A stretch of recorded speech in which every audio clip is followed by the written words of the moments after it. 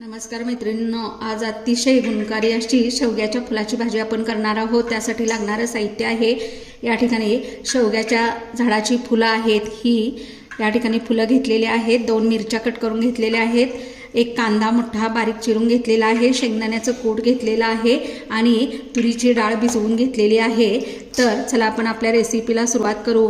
फुलं अगदी धुवून स्वच्छ करून घ्यायचे आहेत। त्याच्यानंतर एका भांड्यात मी स्वच्छ पाणी घेतलेलं आहे। त्याच्यामध्ये मी 1 चमचाभर मीठ घालत आहे। त्यानंतर ही जी शेवग्याची फुलं आहेत ही याच्यामध्ये 5 मिनिटांसाठी या पाण्यामध्ये मी भिजवून ठेवत आहे। ही भाजी अतिशय गुणकारी आहे, पित्तनाशक आहे, त्याचबरोबर डायबिटीज लोकांसाठी अतिशय गुणकारी आहे। ज्यांना सांधेवाताचा त्रास आहे त्यांना तर अतिशय गुणकारी आहे। त्याचबरोबर आता ही फुलं 5 मिनिटं या मिठाच्या पाण्यात भिजेपर्यंत आपण त्याची दुसरी प्रोसेस करून घेऊया। या ठिकाणी गॅसवर एक कढई ठेवलेली आहे। त्याच्यामध्ये मी 1 पळी तेल घालत आहे। यामध्ये मी थोडेसे जिरे घालत आहे, चिमूटभर हळद घालत आहे। त्यानंतर आपण ज्या चिरून घेतलेल्या मिरच्या आहेत ते या ठिकाणी मी तेलात परतून घेणार आहे। फुलं काढत असताना अशा छोट्या छोट्या कळ्या पडतात, त्या कळ्या या भाजीमध्ये घालायच्या नाहीत, त्यामुळे भाजी चवीला तुरट आणि कडवट लागते। मिरची भाजून झालेली आहे।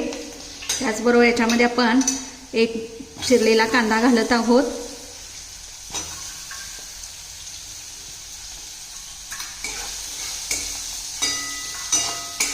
हा कांदा चांगला भाजून घ्यायचा आहे सोनेरी रंगावर।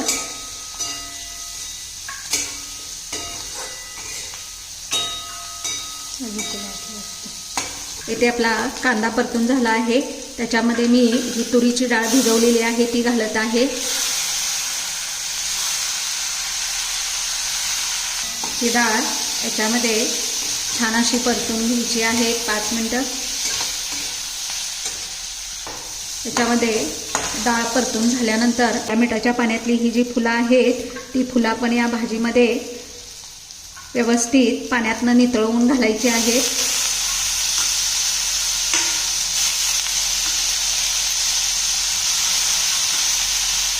मी या ठिकाणी मिठाच्या पाण्यात ठेवल्यामुळं त्यामध्ये भाजीचा जो तुरटपणा आहे तो निघून जातो। चवीपुरतं मीठ घालत आहे।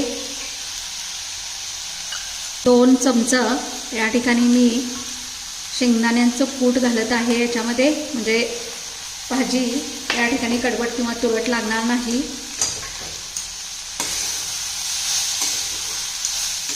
या भाजीला पाण्याचा वापर करावा लागत नाही। मीठ आणि कूट घातल्यानंतर भाजी व्यवस्थित या ठिकाणी परतून घ्यायची आहे। वाफ काढण्यासाठी मी ही भाजी झाकून मंद गॅसवर ठेवलेली आहे।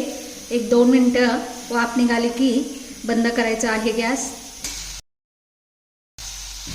तर येथे आपली वाफ काढून झालेली आहे आणि भाजी छान अशी तयार झालेली आहे। तुम्ही बघू शकता या ठिकाणी न पाणी घालता ही भाजी अतिशय छान अशी झालेली आहे।